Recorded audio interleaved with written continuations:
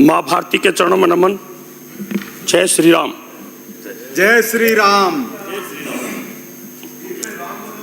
माननीय सभापति महोदय, आपने मुझे बजट पर बोलने का मौका दिया, मैं आपका आभार व्यक्त करता हूं।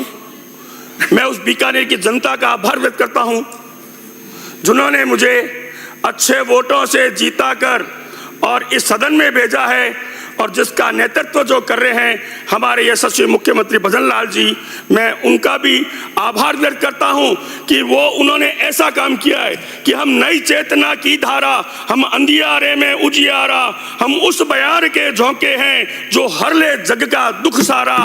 ऐसा बजट दिया है जो गरीबों को भी दुख हरण करने वाला है। हर व्यक्ति के पक्ष में ये हमारे देश के प्रधानमंत्री नरेंद्र मोदी जी व हमारे यशस्वी मुख्यमंत्री भजन लाल जी की इच्छा के अनुसार, उनके अनुरूप हमारे उप मुख्यमंत्री व वित्त मंत्री जी ने बजट सभी वर्गों के लिए, गरीब, किसान, मजदूर, व्यापारी, कर्मचारी, पत्रकारों, सबका ध्यान रखते हुए यह बजट रखा है। यह बजट ऐसा है जो कि हर व्यक्ति के मन को भाने वाला है। जब बजट पेश हुआ उस दिन मेरे पास इतने फोन आए कि क्या बजट दिया है भारतीय जनता पार्टी की सरकार ने, और सब लोग प्रसन्न हैं। और इस प्रसन्नता को देखकर हमारे जो विरोधी दल है वो दुखी हो रहे हैं। उन्होंने सोचा कि कांग्रेस ने कभी भी ऐसा बजट नहीं दिया पहले साल में, इसलिए वो दुखी हो रहे हैं। उनका विरोध करने का धर्म है। वो अंदर ही अंदर खुद तो प्रसन्न है कि ऐसा बजट मिला है, उनको भी फायदा मिल रहा है, वो भी इसका लाभ उठा रहे हैं, लेकिन फिर भी वो जनता के सामने आके अपना धर्म निभा रहे हैं विरोध करने का। पिछले बजट में मेरे बीकानेर को हमारे यशस्वी मुख्यमंत्री जी ने जितनी मांगे मैंने रखी उन सबको पूरा किया।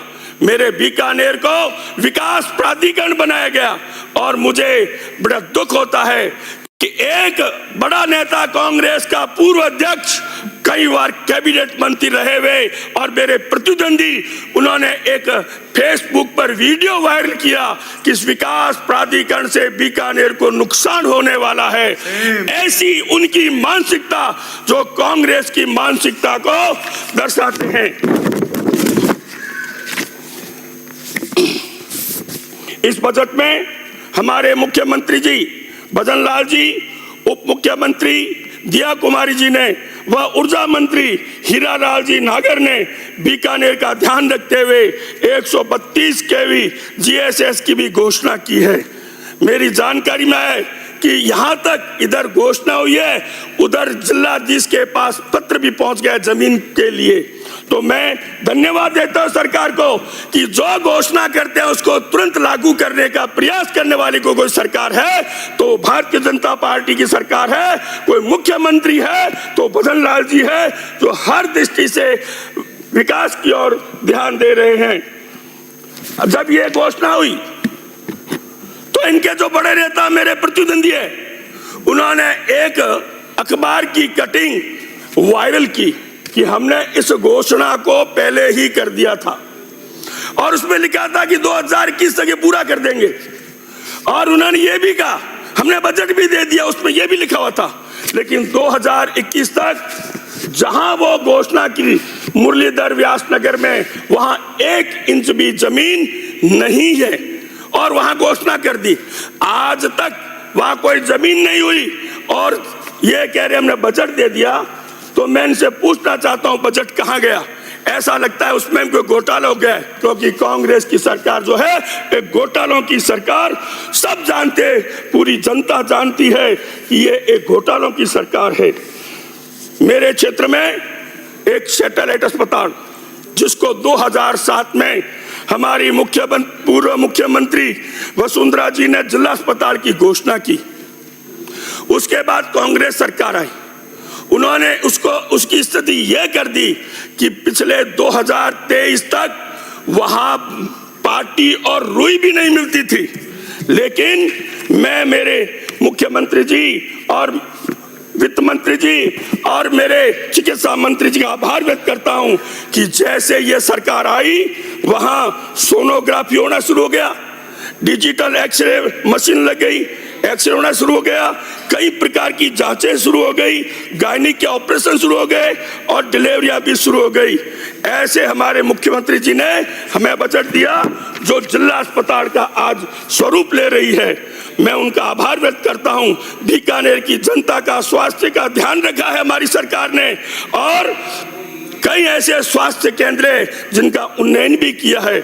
हमारी सरकार ने प्रत्येक जिले में हेमोडायलिसिस की सुविधा हेतु 10 बेडों की घोषणा भी की है। यह सरकार राजस्थान की जनता का पूरा स्वास्थ्य का ध्यान रख रही है।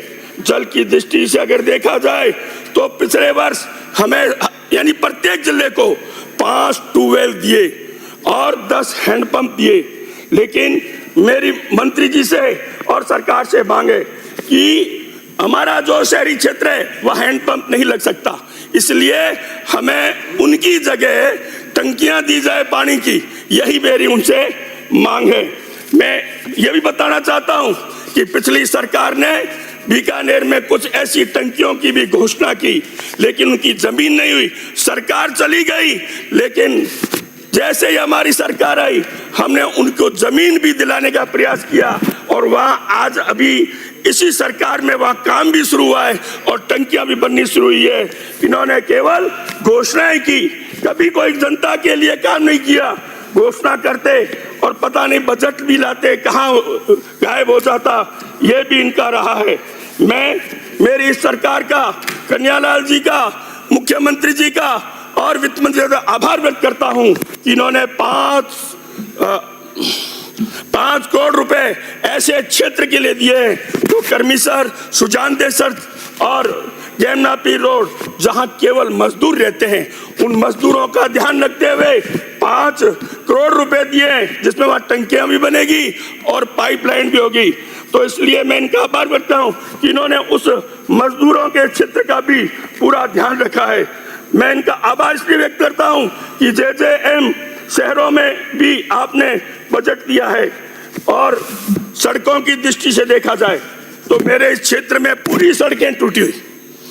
पता नहीं स्थिति यह थी कि बीकानेर को जब लोग आते थे तो लोग कहते थे कि ये तो एक बड़ा गांव है, एक बड़ा गांव कह के, लेकिन जब भारतीय जनता पार्टी की सरकार आई है और इस यानी 14-15 महीनों में हम देखें तो बीकानेर का स्वरूप बदलना शुरू हुआ है और सड़कों की स्थिति सुधरनी शुरू हुई है।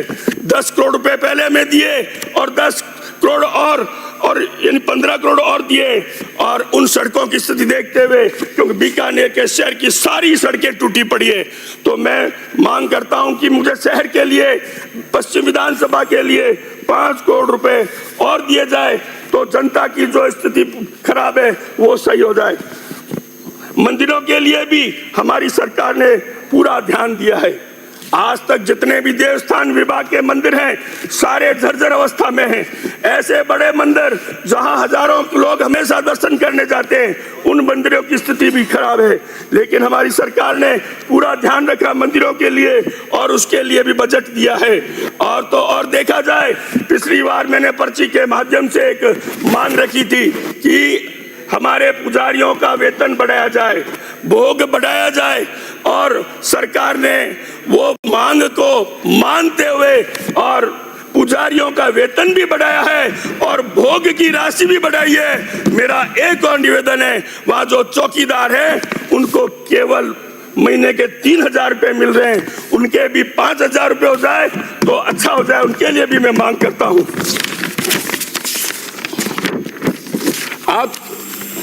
आपने प्रत्येक क्षेत्र में बजट दिया है और प्रत्येक यानी विकास की दृष्टि से आपने बहुत, हमारी सरकार ने खूब काम किया है।